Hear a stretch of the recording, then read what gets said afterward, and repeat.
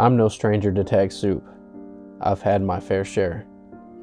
Most of the time it's not for lack of opportunity, but rather self-inflicted, because I tend to fall into the made-for-TV monster buck trap and be too picky.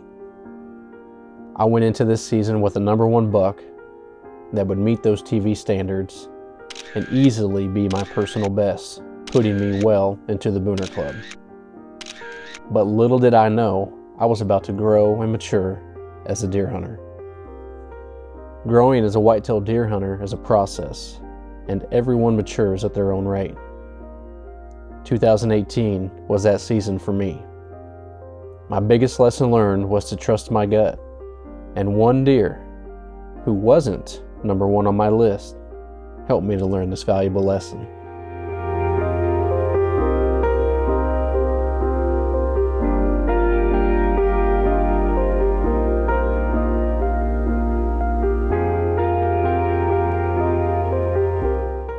The first morning of my 2018 season was a quiet one, especially for the 1st of November in Kansas with nothing more than a few does and little bucks up on their feet. Fast forward to 6:15 that evening, 12 hours into an all-day sit, and a buck that I was very familiar with stepped out. This buck had shown up on my camera many times over the last couple seasons. In a 20-minute span, up until filming and shooting light had expired, he hung out in front of me in full-blown curiosity of my decoy. I've had many encounters with bucks while using the decoy, and everyone reacts differently to it. Some aggressive, some spooked, and some just plain curious. If you can get one that's aggressive or curious, the decoy has done its job. This buck fell into the curious category, not wanting a testosterone-fueled confrontation, but desperately trying to figure out this new and unknown challenger. I turned my camera on and decided to leave my bow idle on the hanger, completely content with just filming the encounter. It wasn't until the last little bit of fading light that my mind started to drift towards wrapping my tag around this buck. Light quickly gave way to darkness, and I was left with a what-if scenario running through my head. What if this buck was meant to be? There was something in my gut telling me he was the one, but this opportunity had come and gone. So if it was going to happen, we'd have to cross paths again.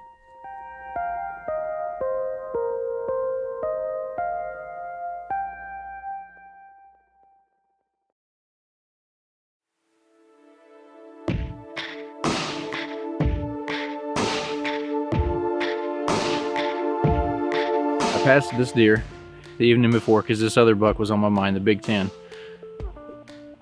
I thought about it a lot that night. Wind still wasn't right to go up and hunt the property that deer's on. So we're back at the same property as I was the evening before where I filmed this deer, but this time I decided to hunt from on the ground and about a mile east of where I was the evening before where I filmed this buck. Windy. It was pretty windy that day. The spot I was in the day before was a little open, so I felt like I needed to get back in the timber some more. So I did that, went in from the ground, played the wind. Pretty dead all day. There was really no middle of the day movement. I'd seen two real small bucks across the river from me, probably about 2 o'clock in the afternoon, but other than that, it was just dead. Nothing going on. Rut hasn't really kicked off. It's about 6 o'clock. And I'm already in my mind thinking about, it's time, thinking about how I'm going to get out of there and totally not even thinking about any deer showing up. It's just been that kind of day. Here's some footsteps and I look up and sure enough, a mile from where I saw the buck the night before, it's the exact same buck walking my way and I'm on the ground and I'm standing there. I got to just have enough time to kind of flip the camera on, let him walk into frame, grab my bow, and I could tell out of the corner of my eye, he looked up my way. I wasn't as concealed as I probably should have been. I kind of had a brush pile in front of me, but it was pretty wide open, probably too wide open. But anyways, I stood there and out of the corner of my eye, I could see he was looking my way and I didn't want to make any movements. So I just had my bow. I'm not drawing or anything like that. I got my head kind of down, watched him out of the corner of my eye, and I look at him and I kind of got my bow there and I'm just waiting for him. Because then he turns his head and he's looking in my direction. These deer are super smart. He can tell, maybe something's not 100% right. So he's kind of he's looking right at me, looking through me, and I can't move. I'm just waiting for him to turn or do something so I can draw my bow back. Well, finally, he turns his head real quick. I pull up and draw, and you can see when I do that, he looks right back at me, right at me. And so I'm sitting there drawn looking at him. He's staring at me, and we stare for just, maybe a couple seconds. I get the shot off. Deer doesn't go 50, 60 yards, but he crossed the river right at the bank on the other side and died right at the top of that bank.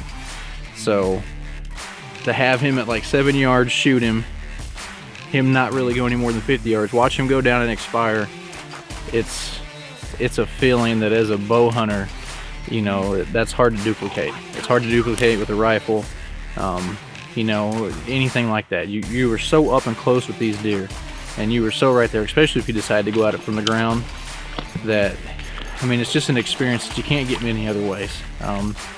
It's a true challenge. It'll test you, it'll wear on you. You're gonna spook some deer.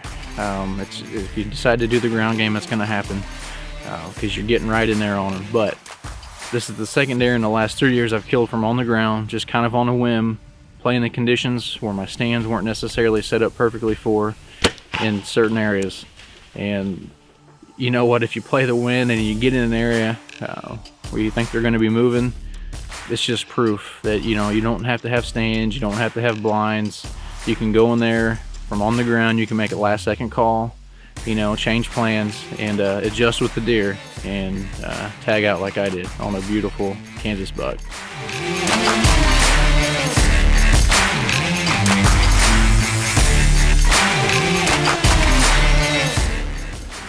That's that buck from last night in this spot, and I just shot that buck at like 7 yards. Oh my God. You won't believe it, but you can see, like, I was just standing next to this tree when I shot him. Right there, like, I've got a brush pile in front of me, but it ain't much.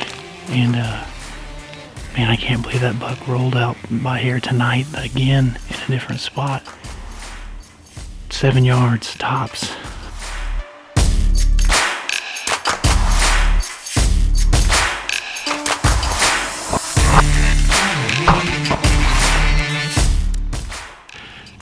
I gave him a pass last night. Now he ain't getting no pass tonight.